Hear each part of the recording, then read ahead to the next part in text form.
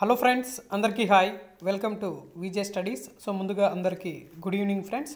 So welcome to VJ studies. So ఈరోజు ఈ వీడియోలో మనం 6వ తరగతి న్యూ సిలబస్లో ఉన్నటువంటి సైన్స్కి సంబంధించి మోస్ట్ ఇంపార్టెంట్ బిట్స్ అనమాట.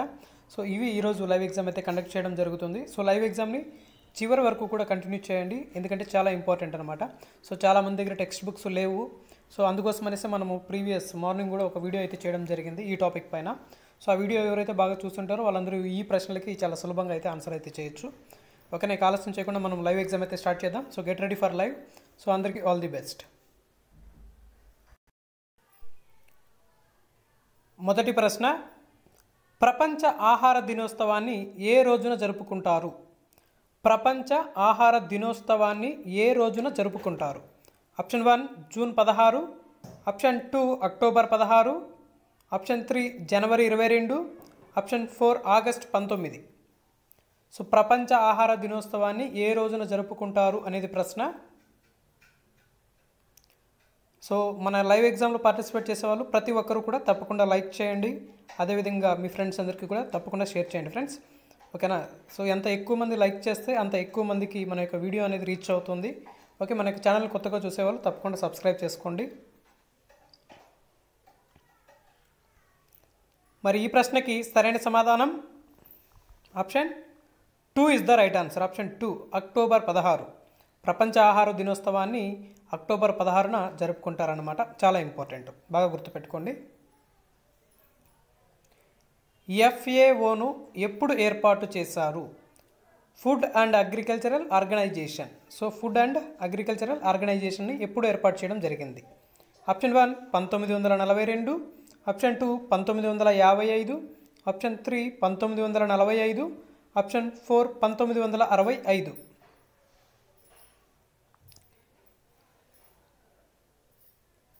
FAOను ఎప్పుడు ఏర్పాటు చేశారు అనేది ప్రశ్న.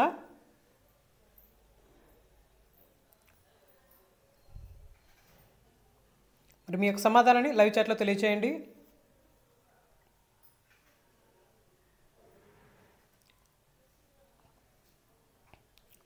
సరైన సమాధానం option 3 is the right answer. Option 3 1945. Okay, option 3 is the correct. ఆహార పదార్థాలను తయారు చేయడానికి ఉపయోగించే వాటిని ఏమంటారు? ఆహార పదార్థాలను తయారు చేయడానికి ఉపయోగించే వాటిని ఏమంటారు అనేది ప్రశ్న. ఆప్షన్ 1 దినుసులు, ఆప్షన్ 2 సుగంధ ద్రవ్యాలు, ఆప్షన్ 3 1 మరియు 2, ఆప్షన్ 4 నిత్యావసరాలు. ఆహార పదార్థాలను తయారు చేయడానికి ఉపయోగించే వాటిని ఏమంటారు అనేది ప్రశ్న.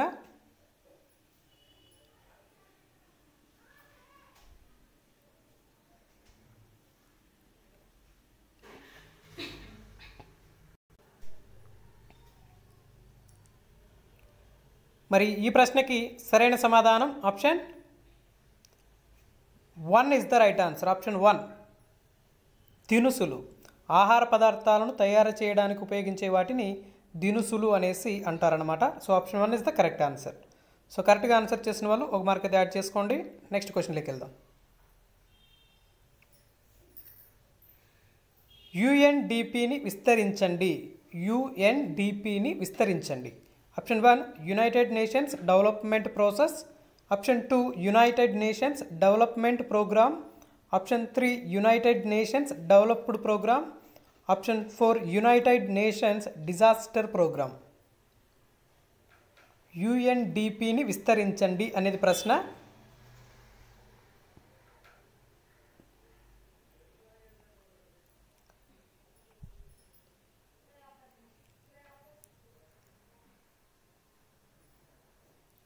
సో ప్రశ్న 1కి 2 సార్లు శ్రద్ధగా చదివి మీ యొక్క సమాధానాన్ని లైవ్ చాట్లో తెలియచేయండి. ఓకే, మరి ఈ ప్రశ్నకి సరైన సమాధానం ఆప్షన్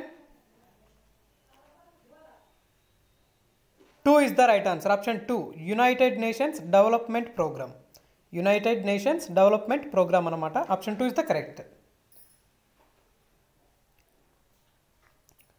UNDP ప్రకారం భారతదేశంలో ఉత్పత్తి అయ్యే ఆహార పదార్థాల్లో ఎంత శాతం వృధా అవుతుంది? UNDP ప్రకారం భారతదేశంలో ఉత్పత్తి అయ్యేటటువంటి ఆహార పదార్థాల్లో ఎంత శాతం వృధా అవుతుంది? Option 1 40%, option 2 60%, option 3 30%, option 4 70%.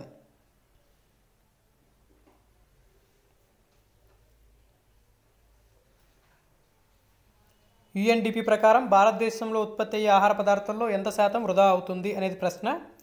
So మనం సహజంగా చూస్తూ ఉంటాం, చాలా వరకు ఏదైనా ఫంక్షన్స్ కానీ ఏదైనా కార్యక్రమాలు జరిగినప్పుడు చాలా వరకు కూడా ఆహారాన్ని అయితే వేస్ట్ చేస్తూ ఉంటారనమాట. మరి ఈ ప్రశ్నకి సరైన సమాధానం option 1 is the right answer. Option 1 40%. ఓకేనా, option 1 is the correct. Next క్వశ్చన్లోకి వెళ్దాం. FAO నివేదిక ప్రకారం భారతదేశంలో ఎంతమంది పోషకాహార లోపానికి గురి అవుతున్నారు? FAO నివేదిక ప్రకారం భారతదేశంలో ఎంతమంది పోషకాహార లోపానికి గురి అవుతున్నారు?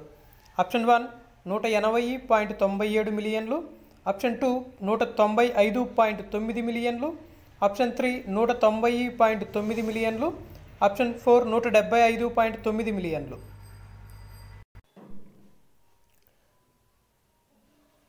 FAO నివేదిక ప్రకారం భారతదేశంలో ఎంతమంది పోషకాహార లోపానికి గురవుతున్నారు అనేది ప్రశ్న.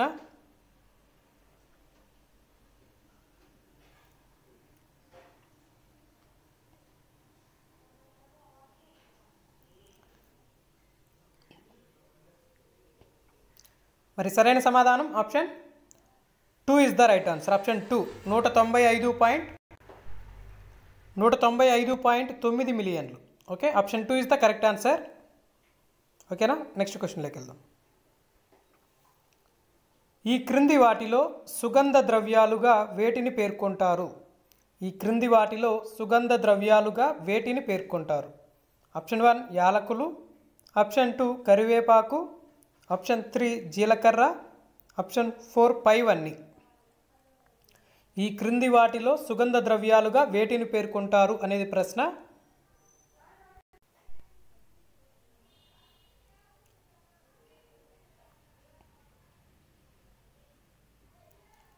మరి ఈ ప్రశ్నకి సరైన సమాధానం ఆప్షన్ కరెక్ట్ ఆన్సర్ వచ్చేసరికి option 4 is the right answer. Option 4 పైవన్నీ, యాలకులు, కరివేపాకు, జీలకర్ర. సో ఇవన్నీ కూడా సుగంధ ద్రవ్యాల కిందకి వస్తాయన్నమాట. ఇవి భారతీయ సుగంధ ద్రవ్యాలు, బాగా గుర్తుపెట్టుకోండి. ఓకే, ఈ క్రింది వాటిలో సహజ సిద్ధంగా నిల్వ చేయు పదార్థాలు ఏవి? ఈ క్రింది వాటిలో సహజ సిద్ధంగా నిల్వ చేసే పదార్థాలు. ఆప్షన్ 1 ఉప్పు, ఆప్షన్ 2 చక్కెర, ఆప్షన్ 3 తేనె, ఆప్షన్ 4 పైవన్నీ. ఈ క్రింది వాటిలో సహజ సిద్ధంగా నిల్వ చేయు పదార్థాలు.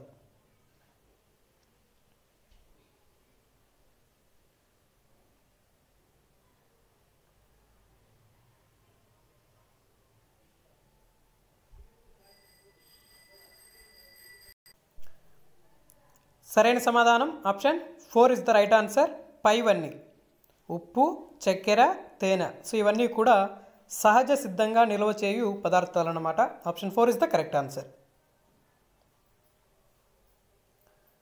ఈ క్రింది వాటిలో ఫింగర్ మిల్లెట్గా దేనిని పేర్కొంటారు? ఈ క్రింది వాటిలో ఫింగర్ మిల్లెట్గా దేనిని పేర్కొంటారు? ఆప్షన్ 1 రాగులు, ఆప్షన్ 2 సజ్జలు, ఆప్షన్ 3 జొన్నలు, ఆప్షన్ 4 కొర్రలు. సో ప్రశ్న 1కి 2 సార్లు శ్రద్ధగా చదివి మీ యొక్క సమాధానం తెలియజేయండి. సో ఫింగర్ మిల్లెట్గా దేనిని పేర్కొంటారు అనేది ప్రశ్న ఇక్కడ చాలా ఇంపార్టెంట్. సో కొత్త టెక్స్ట్ బుక్లో సైన్స్కి సంబంధించి కొన్ని మంచి బిట్స్ అయితే ఇవ్వడం జరిగింది. ఓకేనా, సో టెక్స్ట్ బుక్స్ ఉన్న వాళ్ళు బాగా ప్రిపేర్ అవ్వండి. సో టెక్స్ట్ బుక్ లేని వాళ్ళు మనం ఆల్రెడీ కొన్ని క్విక్ రివ్యూ క్లాసెస్ అయితే కొత్త సిలబస్ మీద చేస్తూ ఉన్నాము. సో రెగ్యులర్గా అయితే ఫాలో అవుతూ ఉండండి. ఈ టాపిక్ పైన కూడా ఆల్రెడీ ఈరోజు మార్నింగ్ ఒక వీడియో అయితే అప్లోడ్ చేయడం జరిగింది, క్విక్ రివ్యూ సంబంధించి. చూడండి వాళ్ళంటే ప్లేలిస్ట్లో ఉంటుంది, చూడండి ఫ్రెండ్స్. ఓకే, మరి సరైన సమాధానం option 1 is the right answer. Option 1 రాగులు. ఫింగర్ మిల్లెట్గా వేటిని పేర్కొంటారు అంటే రాగులు అన్నమాట. Option 1 is the correct answer. Okay, ఈ క్రింది వాటిలో ఇడ్లీ తయారీ పద్ధతి. ఈ క్రింది వాటిలో ఇడ్లీ తయారు చేసే పద్ధతి. ఆప్షన్ 1 పులియబెట్టుట, ఆప్షన్ 2 నూనెలో కాల్చడం, ఆప్షన్ 3 ఆవిరిపై ఉడికించుట, ఆప్షన్ 4 ఉడికించుట. టెక్స్ట్ బుక్లో ప్రతి కాన్సెప్ట్ అయిపోయిన వెంటనే మనకి అక్కడ ఫిల్ ఇన్ ద బ్లాంక్స్ ఇవ్వడం జరిగింది. నెక్స్ట్ అదేవిధంగా మల్టిపుల్ చాయిస్ క్వశ్చన్స్ కూడా ఇచ్చారు, చాలా చక్కగా ఇచ్చారనమాట.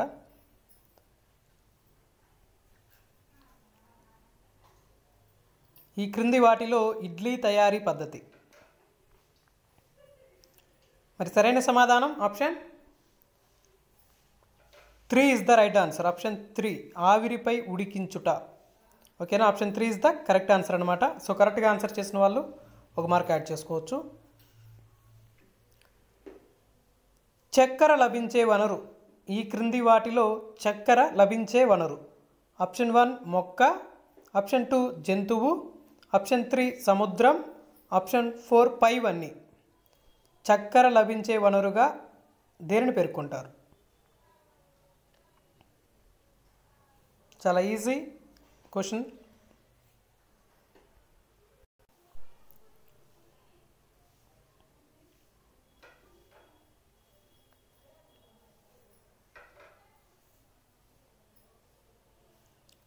మరి ఈ ప్రశ్నకి సరైన సమాధానం option 1 is the right answer. Option 1 మొక్క.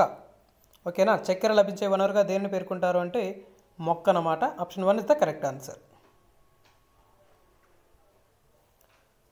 ద్విదళ బీజ మొక్కల్లో ఉండే వేరు వ్యవస్థ. ద్విదళ బీజ మొక్కల్లో ఉండే వేరు వ్యవస్థ ఏది? ఆప్షన్ 1 గుబురు వేరు వ్యవస్థ, ఆప్షన్ 2 తల్లి వేరు వ్యవస్థ, ఆప్షన్ 3 పార్శ్వవేర్లు, ఆప్షన్ 4 1 మరియు 3. ద్విదళ బీజ మొక్కల్లో ఉండే వేరు వ్యవస్థగా దేనిని పేర్కొంటారు అనేది ప్రశ్న.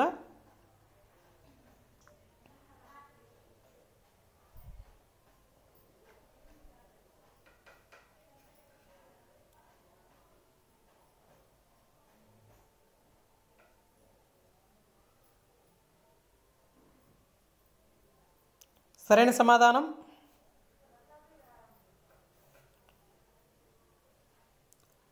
Option 2 is the right answer. Option 2 తల్లి వేరు వ్యవస్థ. సో ద్విదళ బీజ మొక్కల్లో ఉండే వేరు వ్యవస్థ ఏది అంటే తల్లి వేరు వ్యవస్థ అనమాట. Option 2 is the correct answer. మరి గుబురు వేరు వ్యవస్థ వేటిలో ఉంటుంది అంటే ఏకదళ బీజ మొక్కల్లో గుబురు వేరు వ్యవస్థ ఉంటుంది. చాలా ఇంపార్టెంట్. తల్లి వేరు వ్యవస్థ ద్విదళ బీజ మొక్కల్లో ఉంటుంది, ఏకదళ బీజ మొక్కల్లో గుబురు వేరు వ్యవస్థ ఉంటుంది. బాగా గుర్తుపెట్టుకోండి. ఓకే, ద్విదళ బీజ మొక్కల్లో ఉండే వేరు వ్యవస్థ. ఓకే, ఇక్కడ రిపీట్ అయింది. నెక్స్ట్, ఈ క్రింది వాటిలో వేర్లలో ఆహారాన్ని నిల్వ చేసే మొక్కలకు ఉదాహరణ. ఈ క్రింది వాటిలో వేర్లలో ఆహారాన్ని నిల్వ చేసే మొక్కలకు ఉదాహరణ. Option 1 carrot, option 2 beetroot, option 3 ముల్లంగి, ఆప్షన్ 4 పైవన్నీ. ఈ క్రింది వాటిలో వేర్లలో ఆహారాన్ని నిల్వ చేసే మొక్కలకు ఉదాహరణ.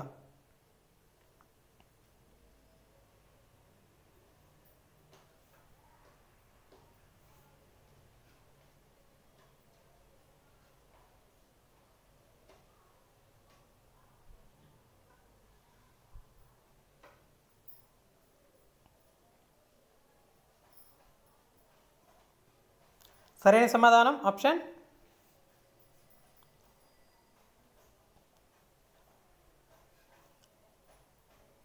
4 is the right answer. Option 4 పైవన్నీ. క్యారెట్, బీట్రూట్, ముల్లంగి ఇవన్నీ కూడా వేర్లలో ఆహారాన్ని నిల్వ చేసే మొక్కలకు ఉదాహరణలుగా పేర్కొంటారనమాట. Option 4 is the correct answer.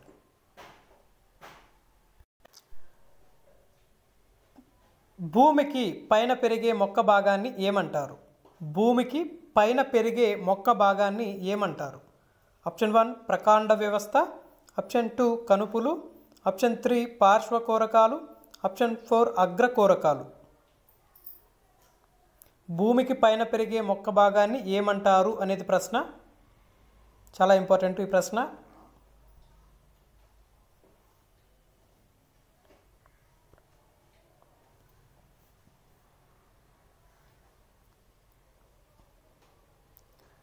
మరి సరైన సమాధానం ఆప్షన్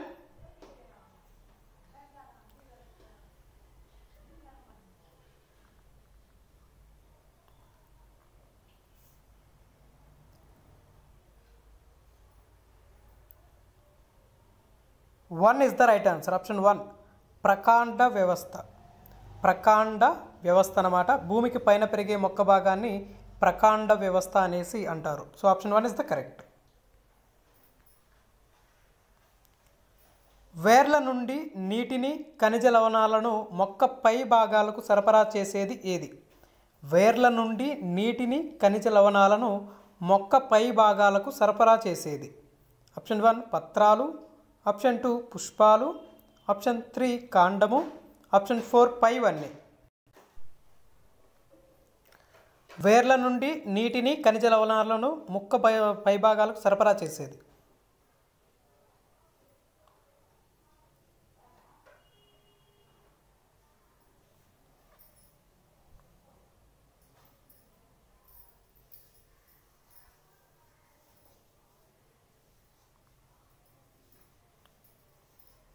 మరి సరైన సమాధానం ఆప్షన్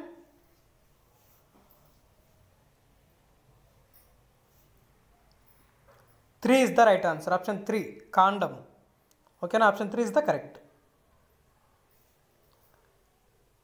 పత్రదళంపై మధ్య భాగంలో ఉన్న పొడవైన ఈనెను ఏమంటారు? పత్రదళంపై మధ్య భాగంలో ఉన్న పొడవైన ఈనెను ఏమంటారు?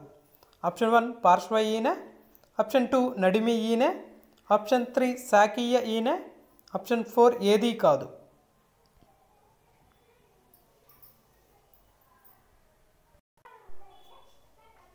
పత్రదళంపై మధ్య భాగంలో ఉన్న పొడవైన ఈనెను ఏమంటారు అనేది ప్రశ్న.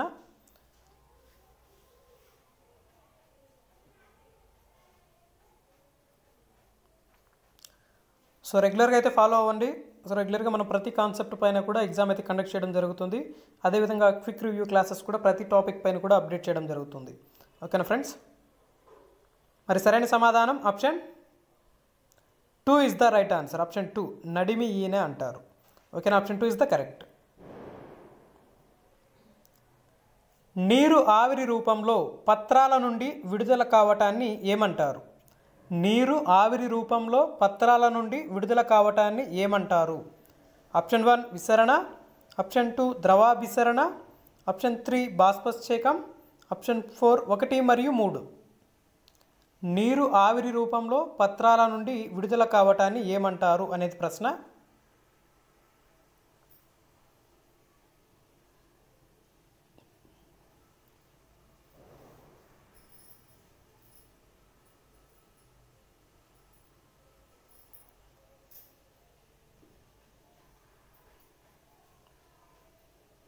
మరి సరైన సమాధానం ఆప్షన్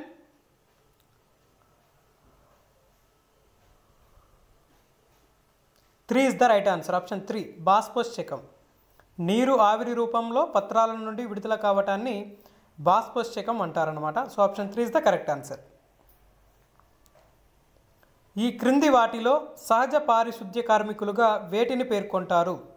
ఈ క్రింది వాటిలో సహజ పారిశుద్ధ్య కార్మికులుగా వేటిని పేర్కొంటారు? ఆప్షన్ 1 కాకులు, ఆప్షన్ 2 గద్దలు, ఆప్షన్ 3 1 మరియు 2, ఆప్షన్ 4 1 మాత్రమే. ఈ క్రింది వాటిలో సహజ పారిశుద్ధ్య కార్మికులుగా వేటిని పేర్కొంటారు అనేది ప్రశ్న. మరి మీకు సమాధానాన్ని లైవ్ చాట్లో తెలియచేయండి. సో ప్రశ్న 1కి 2 సార్లు శ్రద్ధగా చదవండి. ఓకేనా friends.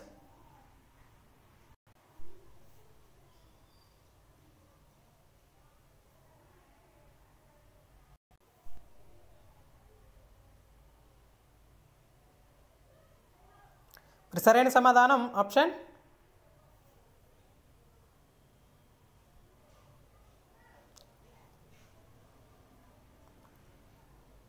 Option 3 is the right answer. Option 3 1 మరియు 2 కాకులు గద్దలు ఈ రెండింటిని కూడా సహజ పారిశుద్ధ్య కార్మికులుగా పేర్కొంటారనమాట. So option 3 is the correct answer.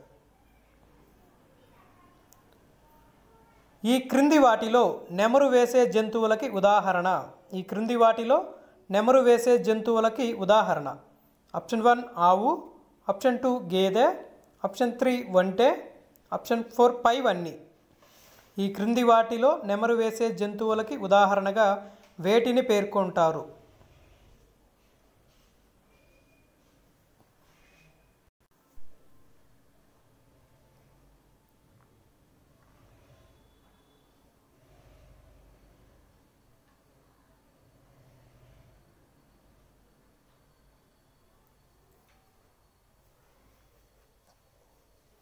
మరి సరైన సమాధానం option 4 is the right answer. Option 4 పైవన్నీ.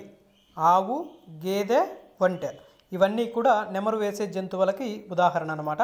చాలా ఇంపార్టెంట్, బాగా గుర్తుపెట్టుకోండి ఫ్రెండ్స్. ఓకే, ప్రాథమిక వినియోగదారులకు ఉదాహరణ. ప్రాథమిక వినియోగదారులకు ఉదాహరణ. ఆప్షన్ 1 కీటకాలు, ఆప్షన్ 2 కుందేలు, ఆప్షన్ 3 ఆవు, ఆప్షన్ 4 పైవన్నీ. ప్రాథమిక వినియోగదారులకు ఉదాహరణ.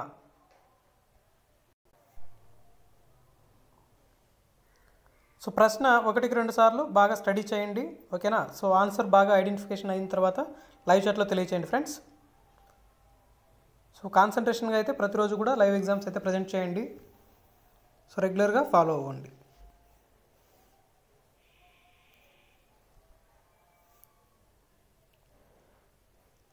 మరి ఈ ప్రశ్నకి సరైన సమాధానం option 4 is the right answer. Option 4 పైవన్నీ. కీటకాలు, కుందేలు, ఆవు ఇవన్నీ కూడా ప్రాథమిక వినియోగదారులకు ఉదాహరణ అన్నమాట.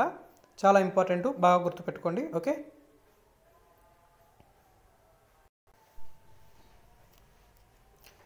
ఆహారపు గొలుసులో శక్తికి మూల వనరు. ఆహారపు గొలుసులో శక్తికి మూల వనరు. ఆప్షన్ 1 ఉత్పత్తిదారులు, ఆప్షన్ 2 వినియోగదారులు, ఆప్షన్ 3 సూర్యుడు, ఆప్షన్ 4 విచ్ఛిన్నకారులు. ఆహారపు గొలుసులో శక్తికి మూల వనరుగా దేనిని పేర్కొంటారు అనేది ప్రశ్న.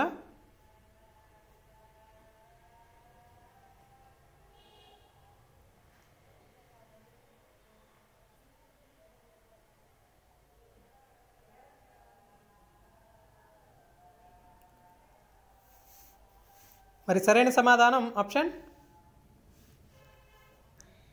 3 is the right answer. Option 3 సూర్యుడు. ఆహారపు గొలుసులో శక్తికి మూల వనరుగా ఎవరిని పేర్కొంటారు అంటే సూర్యుడు అన్నమాట. Option 3 is the correct answer. క్రింది వాటిలో ఉభయహరిని గుర్తించండి. ఈ క్రింది వాటిలో ఉభయహరిని గుర్తించండి. ఆప్షన్ 1 సింహం, ఆప్షన్ 2 ఆవు, ఆప్షన్ 3 కుక్క, ఆప్షన్ 4 పులి. క్రింది వాటిలో ఉభయహరిని గుర్తించండి అనేది ప్రశ్న. ఈ క్రింది వాటిలో ఉభయహరిని గుర్తించండి.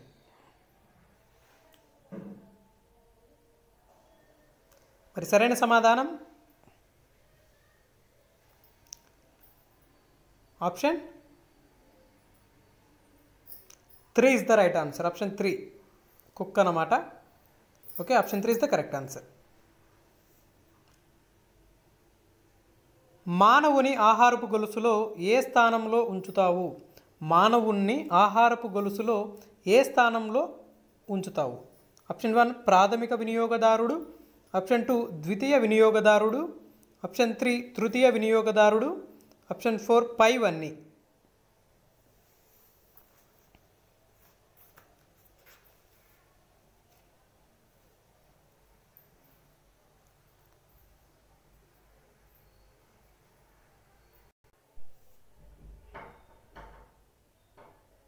మానవుణ్ణి ఆహారపు గొలుసులో ఏ స్థానంలో ఉంచుతావు అనేది ఇక్కడ ప్రశ్న. సో ఇవన్నీ కూడా కంప్లీట్గా మనకి న్యూ సిలబస్లో ఉన్నటువంటి ప్రశ్నలు అనమాట, సైన్స్కి సంబంధించి. మరి ఓల్డ్ సైన్స్కి సంబంధించి కూడా మనం త్వరలోనే ఒక లైవ్ ఎగ్జామ్ అయితే కండక్ట్ చేస్తాం. మరి సరైన సమాధానం option 3 is the right answer. Option 3 తృతీయ వినియోగదారుడు. మానవుణ్ణి ఆహారపు గొలుసులో ఏ స్థానంలో ఉంచుతావు అంటే తృతీయ వినియోగదారుడిగా మానవుణ్ణి సూచించవచ్చు అన్నమాట. Option 3 is the correct answer. ప్రపంచవ్యాప్తంగా ఎంతమందికి పరిశుభ్రమైన నీరు అందుబాటులో లేదు? ప్రపంచవ్యాప్తంగా ఎంతమందికి పరిశుభ్రమైనటువంటి నీరు అందుబాటులో లేదు?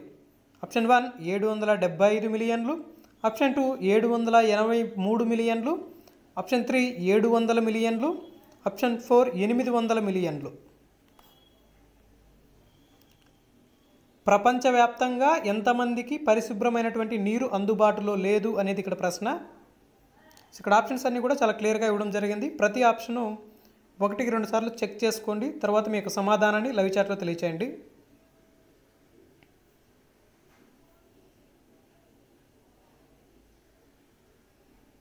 మరి సరైన సమాధానం ఆప్షన్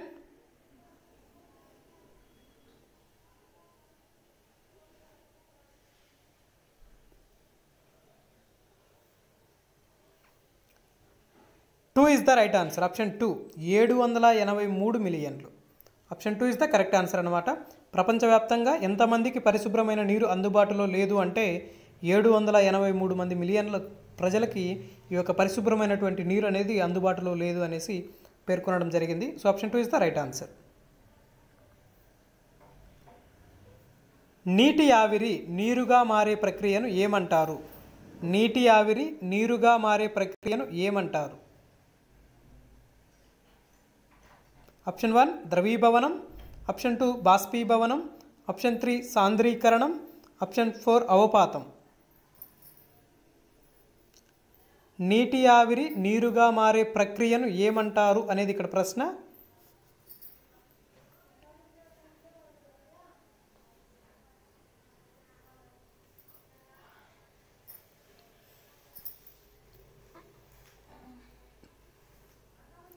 సరైన సమాధానం option 3 is the right answer. Option 3 సాంద్రీకరణం.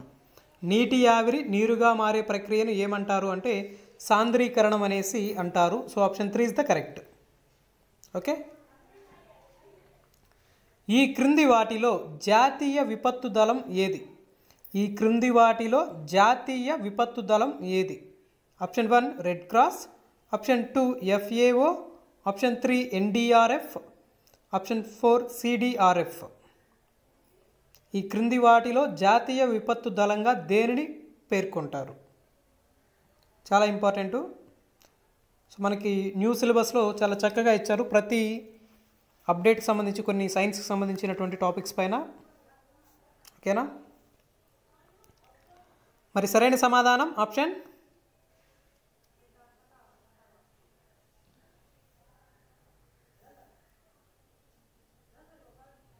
3 is the right answer. Option 3 NDRF. So NDRFని జాతీయ విపత్తు దళం అనేసి అంటారన్నమాట. నేషనల్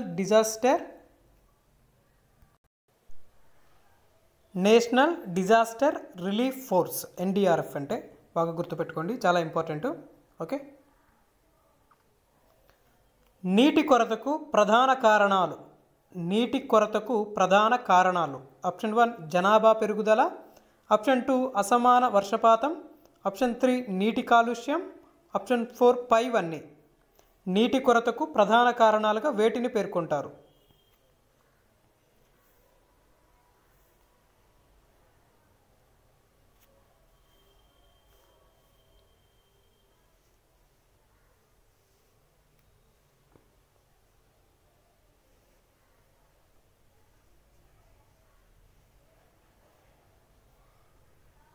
మరి సరైన సమాధానం option 4 is the right answer. పైవన్నీ జనాభా పెరుగుదల, అసమాన వర్షపాతం, నీటి కాలుష్యం ఇవన్నీ కూడా నీటి కొరతకు ప్రధానమైనటువంటి కారణాలు అన్నమాట. So option 4 is the correct answer. సముద్రపు నీటి స్వభావం. ఈ క్రింది వాటిలో సముద్రపు నీటి యొక్క స్వభావం. ఆప్షన్ 1 ఉప్పుగా ఉంటుంది, ఆప్షన్ 2 తీయగా ఉంటుంది, ఆప్షన్ 3 రుచి ఉండదు, ఆప్షన్ 4 వాసన ఉండదు.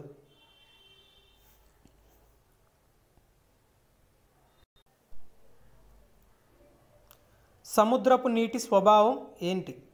సహజంగా సముద్రపు నీరు అనేది ఏ విధంగా ఉంటుంది అనేది ఇక్కడ ప్రశ్న. సో చాలా సులభమైనటువంటి ప్రశ్న, చాలా అందరికీ తేలికైనటువంటి ప్రశ్న అన్నమాట. సో అందరూ కూడా చాలా అద్భుతంగా ఈ ప్రశ్నకి ఆన్సర్ అయితే చేశారు. సముద్రపు నీరు ఉప్పగా ఉంటుంది. So option 1 is the correct answer. Okay. జలచక్రంలో భాగం కానిది. జలచక్రంలో భాగం కానిది. ఆప్షన్ 1 బాష్పీభవనం, ఆప్షన్ 2 సాంద్రీకరణం, ఆప్షన్ 3 వర్షం, ఆప్షన్ 4 స్వేదనం. జలచక్రంలో భాగం కానిది ఏది అనేది ఇక్కడ ప్రశ్న.